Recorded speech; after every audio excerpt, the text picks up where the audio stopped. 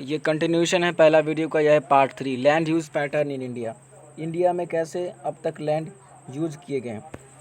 The use of land is determined by both physical factor such as topography. अब किसी भी land का use depend करता है टोपोग्राफी पर, कैसा है उसका है, प्लेटू है, पहाड़ी इलाका है, पठार है, कैसे टेरेन है उसके, डिफ़िकल्ट टेरेन है। क्लाइमेट कंडीशन क्या है, soil type as well as human factor such as population. यानी कि दो फैक्टर हैं। फर्स्ट चीज़ को नेचुरल भी कर सकते हैं physical, and second is anthropogenic मानवीय फैक्टर। डेंसिटी कितना आबादी है, technological capability and culture and tradition. ये भी है कल्चरल ट्रेडिशन भी। मान लें कहीं का कल्चर है कि हमारा कल्चर ये है कि हम अपना भूमि, अपना लैंड किसी को दूसरे को नहीं देंगे। जैसे पट्टे पर लैंड दिया जाता है लीज़ पर, तो कॉन्ट्रैक्ट फार्मिंग होती है, तो वो लोग नहीं देंगे। Total geographical area of India is 3.28 million square kilometre. Land use data however is available only for 93%, केवल 93% के लिए। क्यों? क्योंकि देखिए सबसे बड़ी बात कि हर एक जगह पर अभी सर्वे हुआ भी नहीं है। असम का भी पूरा सर्वे हुआ नहीं, जम्मू कश्मीर का एरिया जो अभी पाकिस्तान लिए हुए है, फिर चाइना भी कुछ एरिया को उधर कैप्चर किए हुए था। कई जगहों पर इतना डिफ़िकल्ट टेरेन है, रिमोट टेरेन के जाया भी नहीं जा सकता है, तो उसका सर्वे होना भी बाकी है। उसके बाद ये जो लैंड यूज़ पैटर्न दिखाया गया है, जो पहले 1960-61 में था, उसमें अभी चेंज आया है। अब इसके बहुत सारे कारण हो सकते हैं कैसे चेंज आया है। पहला कारण तो यही है कि लैंड यूज़ पैटर्न में ये दिखाया गया, ये बीच वाला एरिया, जो सबसे बड़ी बात की area under tree crops and groves net sown area. अब कौन सा एरिया बढ़ा है, कौन सा एरिया घटा है। ये जो एरिया यहाँ पे है, यहाँ पे छोटा हो गया है। अब ये कौन सा है, बैरन एंड अनकल्टिवेबल वेस्ट लैंड। अब यहाँ पे घट गया है, जो बैरन भूमि थी, हो सकता है वहाँ पे कुछ इंफ्रास्ट्रक्चर प्रोजेक्ट लगा दिए गए हों, सोलार पावर का इंस्टॉलेशन कर दिया गया हो, सोलार ग्रिड बना दिए गए हों। क्योंकि हमारा सबसे बड़ा कारण लैंड यूज़ पैटर्न का है कि population day by day increase कर रहा है, for day by day increasing, but हमारा लैंड तो इंक्रीज नहीं हो रहा है। सो अब उस इंक्रीजिंग पॉपुलेशन के लिए हमारे पास फूड चाहिए, उसके लिए हैबिटेट चाहिए, शेल्टर चाहिए, हाउस चाहिए, एंड इंफ्रास्ट्रक्चर चाहिए, ताकि उनके फिर कपड़ा के हो या जो भी नीड्स है उसका भी तो पूर्ति किया जा सके। To satisfy the human needs we have to increase the production, and not only production but we have to increase the productivity. So हमको क्या करना पड़ेगा, डिफॉरेस्टेशन करना पड़ेगा, जो पिछले वीडियो में बता ही दिया कि क्यों डिफॉरेस्टेशन किए गए हैं। Permanent pasture and grazing land, ये इतना सा यहाँ पे 4.71, अब परमानेंट पास्चर और ग्रेजिंग लैंड भी कम गया है। ठीक है, वाह, उस लैंड पर भी हो सकता है कि अब कुछ नए फैक्ट्री बना दिए गए हों, कुछ अलग से चीज़ें कर दी गई हों। ये सब चीज़ें घटी है, एक बार देख लीजिए कौन कौन सा चीज़ कम आया। 6.23 1960 में, ये कौन सा है, ये कल्टिवल वेस्ट लैंड है। अब यहाँ पे वेस्ट लैंड भी कम गया है। तो ये सब सारे फैक्टर हैं। Land under permanent pasture has also decrease. Simple सी बात कर लिए, परमानेंट पास्चर डिक्रीज हो गए। We are able to feed our huge cattle population on this pasture land and what are the consequence of it. अब ये कह रहा है कि जो पास्चर लैंड है, जिस पर हम लोग गॉट, काऊ वगैरह को फीड के लिए, खाना के लिए इसी पर डिपेंडेंट है, और ऊपर से ये पास्चर लैंड घट रहा है, तो इसका क्या कॉन्सिक्वेंस होगा, क्या परिणाम होगा। एक तो ऐसे ही जो लाइव स्टॉक है वो उतने अच्छे इंडिया में उसका पोषण नहीं किया जा रहा है, उस पर और प्रभाव पड़ेगा। लोग छोड़ देंगे उसको पालन करना, मुश्किल हो जाएगा पशुपालन करना। तो फिर क्या होगा, मजबूरी में उसको छोड़ देंगे, घूमने के लिए बाज़ारों में घूमेंगे, फिर कई लोग उनको स्लॉटर में ले जाएंगे, कत्ल खाने में। दूसरी चीज़ की, जो हमारे जो पुअरेस्ट ऑफ पुअर है, जो ग्रामीण जनसंख्या है, उसकी लिवलीहुड का बहुत बड़ा पार्ट है काऊ और बफेलो, जो पूरे भी कैटल्स हैं, जो मवेशी हैं। न सिर्फ इनके लिवलीहुड का साधन है, बल्कि उनके लिए एसेट भी है। जिनके पास ज़मीन नहीं, उनके लिए प्रॉपर्टी का यही होता है, तो उनके डेवलपमेंट पर असर पड़ेगा। Most of the other than current fallow land are either of poor quality or the cost of cultivation of such. अब पशुपालन के लिए एक तो ऐसे ही ऊपर से जो खेती हो रहा है आजकल, जो सीरियल क्रॉप होता था यानी कि खाद्यान्न फसलें, तो उसका जो वेस्ट पार्ट है, जैसे गेहूँ कटने के बाद उसका जो वेस्ट पार्ट को भूसा बनता है, हस्क, या धान कटने के बाद या कोई भी, अब हम लोग ज़्यादा फोकस करें प्लांटेशन पर। जिनका इकोनॉमिक इम्पोर्टेंस हो और इंटरनेशनल मार्केट में डिमांड हो, उसके आधार पर हम लोग खेती कर रहे हैं। और हाइब्रिड जो फसल है उसका क्या होता है, उसका पेड़ भी छोटे छोटे होते हैं और मशीन से कटाई की जा रही है।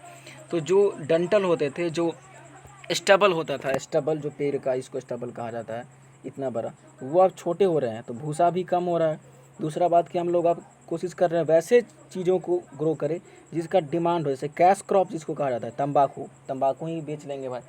तो ये सब कॉन्सिक्वेंसेस है, ये सब परिणाम हो सकते हैं। 10% लैंड इन अरुणाचल प्रदेश, मिजोरम, मणिपुर, अंडमान निकोबार। ये क्या है? The pattern of needs on area varies greatly from state to another. It over 80% in the total area of Punjab. Punjab में 80% है, जैसे कितने बड़े भाग पर हम लोग खेती करते हैं, जो हमारे पास खेती योग्य भूमि है। लेकिन अरुणाचल प्रदेश में 10% ही है। इसका क्या कारण है? टोपोग्राफी, सिंपल सी बात है कि वहाँ पे हिली रीजन है, वहाँ पे खेती नहीं किया जा सकता है, प्लेन रीजन में। उसके बाद बारिश भी बहुत होती है जहाँ पे, वहाँ भी आप नहीं कर सकते। Forest area in country is far lower than the desired 33%। 33% तो होना ही चाहिए, लेकिन फार लोअर है। लेकिन ये पुराने NCERT है इसलिए दे रखा है, धीरे धीरे ये इंक्रीज़ हुआ है। अभी 24.4% है और इंक्रीज़ भी हुआ है। MP में इंक्रीज़ हुआ, कर्नाटक में, अरुणाचल प्रदेश में कई जगहों पर इंक्रीज़ भी हुआ है। फॉरेस्ट पॉलिसी भी बनाया गया था इसके लिए। और इन्वायरमेंटल में जो इतने प्रॉब्लम आ रहे हैं, उन प्रॉब्लम को एड्रेस करने के लिए कई एक्ट बनाए गए। For the conservation of flora and fauna, wild life protection act 1972, environmental protection act 1986 1986 में आए थे, ताकि इनको कंजर्व किया जा सके। Land degradation and conservation measure, we have shared our land with the past generation and we will have to do with the future generation. अब हमारे पास जो भी चीज़ें हैं, अर्लियर वीडियो में हमने डिस्कस कर लिया कि इसलिए है कि हमारे जो पूर्वज हैं उसका यूज़ किया। अगर सब कुछ वो लोग ऐसे यूज़ करते तो हमारे पास कुछ बचता ही नहीं। 95% of our basic needs for food, जो हमारे जो 90 बेसिक नीड्स है फूड के लिए, शेल्टर के लिए, कपड़ा के लिए, रोटी कपड़ा और मकान, सभी के सभी लैंड से ही आते हैं। एक ट्रांसपोर्टेशन के लिए बड़े बड़े ट्रक देख सकते हैं रोड पर, और जो रोड बना है उसके लिए जो मटेरियल है वो भी रॉक से आया है, वो भी लैंड से ही आया है। और जो ट्रक उस पर चलता है, जो रबर है, वो भी आर्टिफिशियल ही बनाएगा, ये लैंड पर ही बनाएगा। जो लोहा का जो ट्रक बना है वो भी लैंड से ही आया है, और ट्रक में जो फ्यूल है वो भी लैंड से ही निकाला गया है धरती पर। At present there are about 130 million hectare of degraded land in India. ये डेटा बहुत ही ज़्यादा है। अब इस एक और चैलेंजेस है यहाँ पे, डिग्रेडेड लैंड जो खेती योग्य नहीं है। एक और प्रॉब्लम है डिजर्टिफिकेशन, मरुस्थलीकरण। अब इसका क्या कारण है नेक्स्ट वीडियो में बात करेंगे। Some human activities such as deforestation, simple सा यहाँ पे भी डिस्कस है। डिफॉरेस्टेशन यानी कि पेड़ों की कटाई क्यों किया जा रहा है, हम लोग बात कर लिया। ओवर ग्रेजिंग, ओवर ग्रेजिंग क्यों? अब सिंपल सी बात है कि पास्चर लैंड कम है, मवेशी बढ़ रहे हैं, तो उसी छोटे से भाग में ना वो बार बार ग्रेजिंग करेंगे। अगर बड़ा सा लैंड होता तो ओवर ग्रेजिंग नहीं होता, तो फिर वो लैंड भी बेकार हो जा रहा है। Mining and quarrying too have contributed significantly in land degradation. Mining and quarrying, mining जिससे मिनरल्स निकलते हैं, क्वायरिंग जो पत्थरों की तोड़ाई की जाती है, गार्डनिंग की जाती है। The mineral processing like grinding of limestone in cement industry and, जो सीमेंट इंडस्ट्री में जो उसका जो क्या किया जाता है कि जब पत्थर लाए जाते हैं तो पत्थर को फिर पिसाई होती है, फिर उसको तोड़े जाते हैं छोटे छोटे टुकड़े में, तो वहाँ पे उसके जो डस्ट हैं, डस्ट वगैरह आप ईंट फोड़ के देखिए, बहुत डस्ट निकलेंगे। तो वो डस्ट, पहला बात तो एयर पॉल्यूशन, फिर बारिश के बाद ये सारी चीज़ें चली जाती हैं आसपास के पॉन्ड में, लेक में, नदियों में, फिर सिल्ट जमा हो जाता है धीरे धीरे, और फिर सिल्ट से फ्लड यानी कि बाढ़ आ जाती है। तो ये other problem, air pollution, water pollution, व फिर वाटर पॉल्यूशन से फिर पॉन्ड में रहने वाले जीव जंतु पर प्रभाव। It retard the process of infiltration of water, soil water, जो हमने बात कर लिया। Industrial effluents as waste have become a major source of land and water pollution in many part of country. कहने की ज़रूरत नहीं है, जो औद्योगिक अपशिष्ट हैं जो निकलते हैं, अधिकांश जो फैक्ट्रीज़ हैं वो नदियों के किनारे बसे हुए। आज गंगा इतना पॉल्यूटेड है, इसका कारण यही भी है। और सारी के सारी उनके लिए सिंपल सी बात है कि नदी में बहा दो। और हम लोग देखते भी हैं, जो भी हमारे पास भी घर का वेस्ट हो, जो रिलीजियस वेस्ट जिसको कहा जा सकता है, जैसे कि अगरबत्ती, फूल, मूर्ति, सबको पानी में फेंक दिया जाता है, रिचुअल परफॉर्म किया जाता है लास्ट में। There are many ways to solve this problem, बहुत सारे वेज हैं, तरीका है। अब सिंपल सी बात है, जो तरीका है, जो कारण है, वहीं से इसका समाधान भी निकलता है। कारण क्या था? डिफॉरेस्टेशन, उसका उल्टा एफॉरेस्टेशन, ओवर ग्रेजिंग यानी कि regulated grazing, mining and quarrying, too कहने का मतलब है बहुत ज़्यादा, रेगुलेटेड माइनिंग हो एंड रेगुलेटेड क्वायरिंग हो। वैसे एरिया जो फ्रेजाइल एरिया है, जो कमज़ोर एरिया है, वल्नरेबल है, यानी कमज़ोर है, नाजुक क्षेत्र, जहाँ पे लैंड स्लाइड हो सकते हैं माइनिंग करने के बाद, तो उस एरिया पर नहीं किया जाए। बहुत सारी बातें अच्छी अच्छी हैं जो लिखी जा रही हैं पेपरों में, लेकिन ह्यूमन नीड्स भी है। सबसे बड़ा समस्या यही है कि पॉपुलेशन बढ़ रहा है, उसकी आवश्यकता के लिए हमें पूर्ति करने के लिए चीज़ करनी होंगी। Planting of shelter belts of plant, control on over grazing, shelter belts बनाया जाए, proper management of waste land. अब कैसे प्रॉपर मैनेजमेंट, ये बहुत बड़ा बात है। कंट्रोल ऑफ माइनिंग, जो हमने बात कर लिया सारी चीज़ें।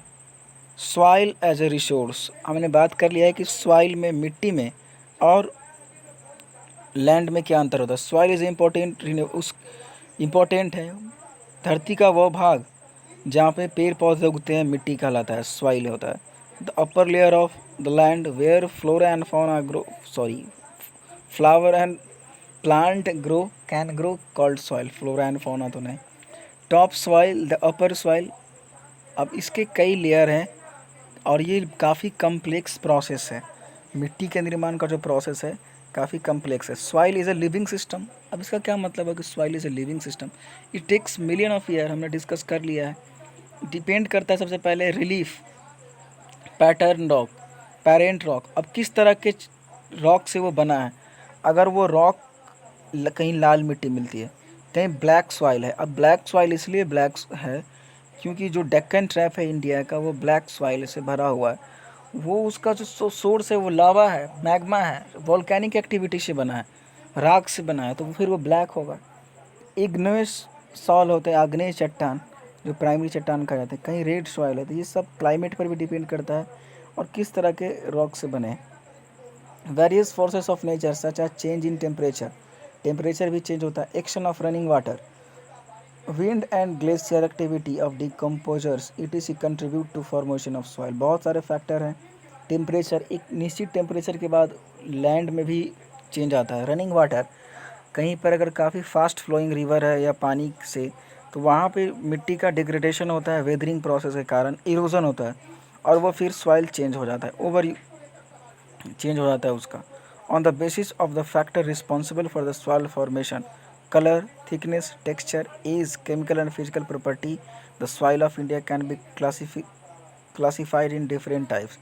भारत में कलर के आधार पर, थिकनेस कितनी मोटाई है, टेक्सचर, एज कितनी पुरानी है और केमिकल प्रॉपर्टी के आधार पर, इन सभी प्रॉपर्टी के आधार पर मिट्टियों को कई भागों में बांटा गया है।